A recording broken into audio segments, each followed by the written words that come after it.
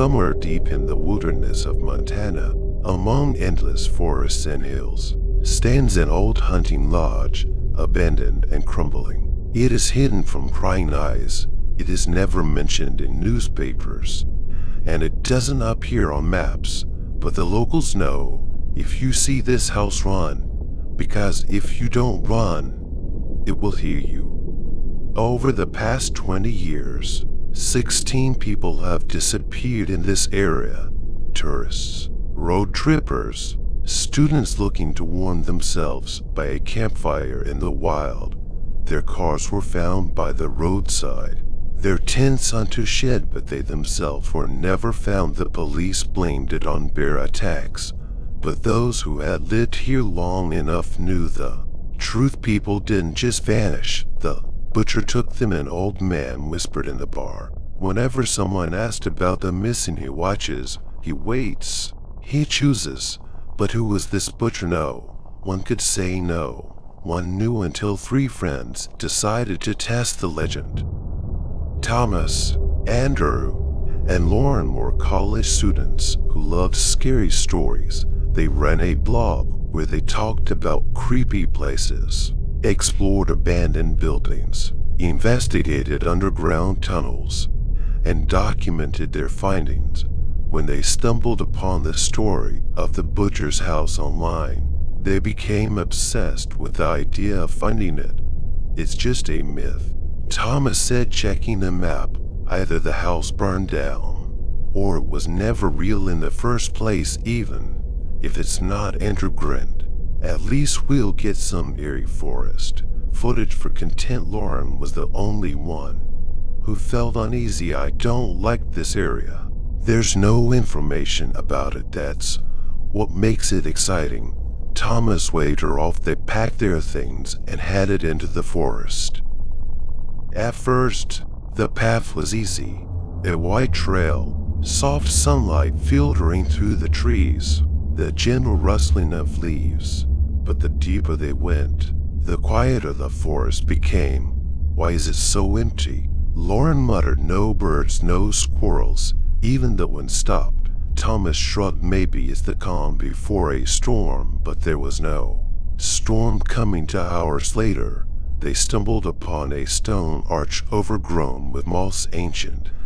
It looked out of place among the trees beyond it. A narrow trail led deeper into the woods. This has to be the way. Andrew said. The map shows the house should be ahead. Lauren hesitated, staring at the arch. This place feels wrong, but Thomas was already stepping through. They found it half an hour later. The house stood among towering pines, old, rotting, overgrown with ivy, but the door was slightly open. Someone lives here. Lauren swallowed hard.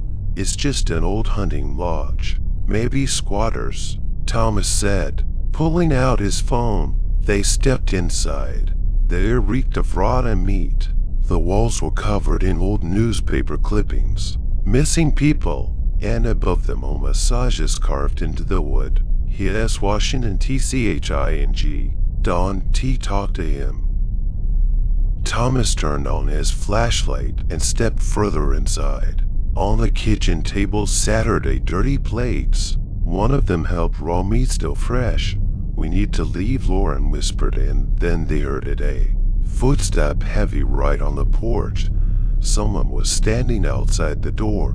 Shit, Andrew exhaled, stepping back.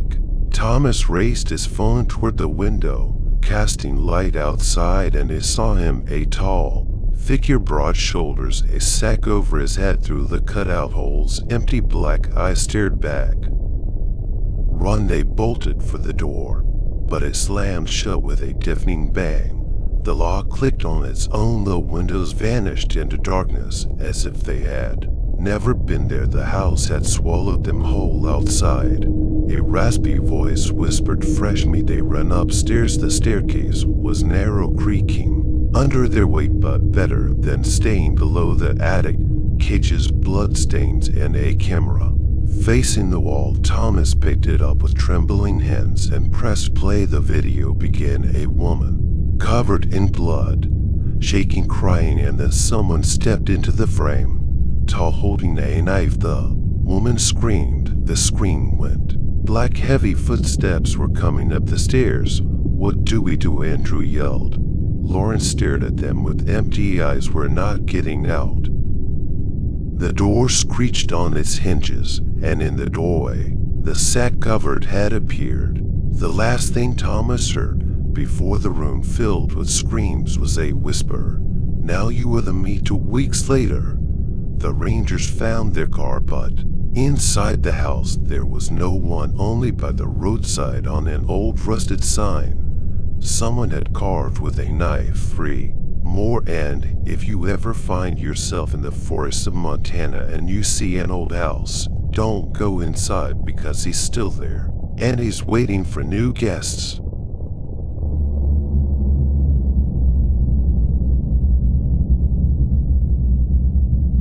Three students, Lisa, Ed, and Mike, were driving along the endless desert roads of Texas in their old Chevy Impala. They were returning from a long journey, full of impressions and exhaustion. The day was coming to an end. The sky was painted in dark red tones, and the sun was slowly disappearing beyond the horizon. "We've got a problem," Mike muttered, glancing at the fuel gauge, which had dropped into the red zone. "Great, and we have no signal either," Ed grumbled, pulling a useless pocket radio receiver from his pocket. "We need to find a gas station," Lisa said, peering into the darkness ahead, as if on cue. A faint glow appeared in the distance, a dim neon sign flickering. "Shadow Valley Auto Service Motel 2 miles. There it is. Salvation." Mike turned the wheel toward the sign. "Yeah, just like in a horror movie," Lisa muttered, hugging herself, but they had no choice. The road led them to a small, run-down complex, an old motel, a lone gas pump, and a garage dimly lit by a single flickering bulb. A man stood in the doorway of the garage, tall, broad-shouldered, dressed in a long, stained jumpsuit. He wasn't smiling.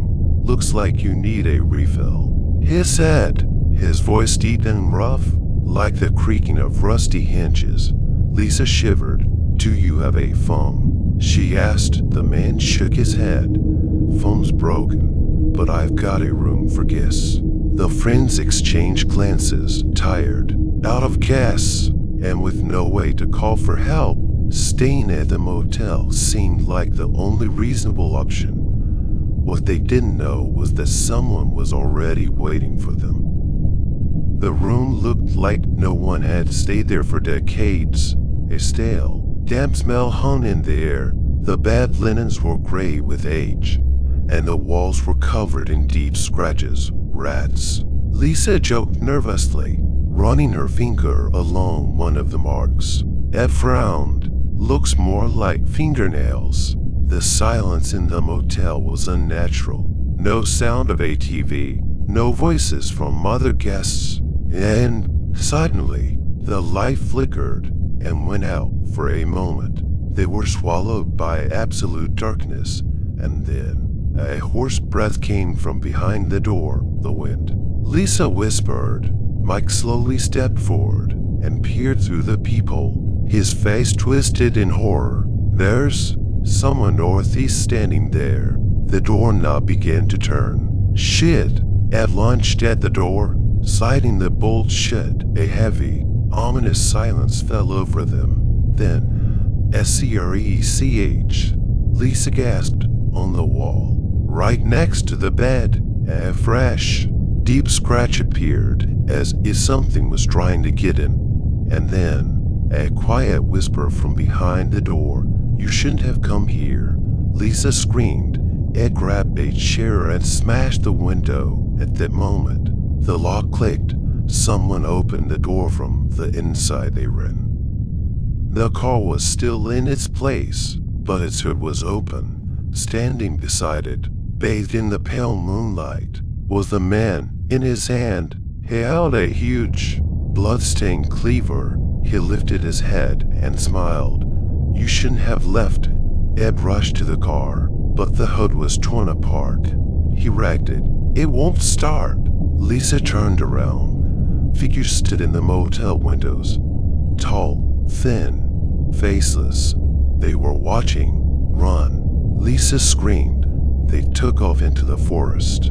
Heavy footsteps thundering behind them. Behind them. A metallic sound rang out. He's coming after us. The trees stretched endlessly, but something was wrong. There was no path, no matter which way they ran. The trees closed in around them. Then, suddenly, Lisa tripped. A hand shot up from the ground and grabbed her ankle. She screamed. A mutilated face stared up at her from the dirt, frowning in silent horror. Oh my God, these are graves.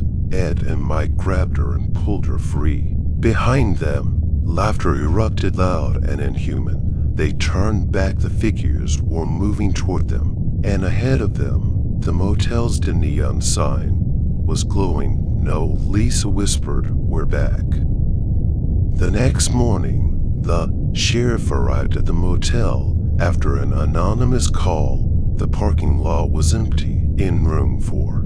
There was no luggage, no people, only a bed soaked in blood, and on the wall, among the old scratches, a new word had appeared, run.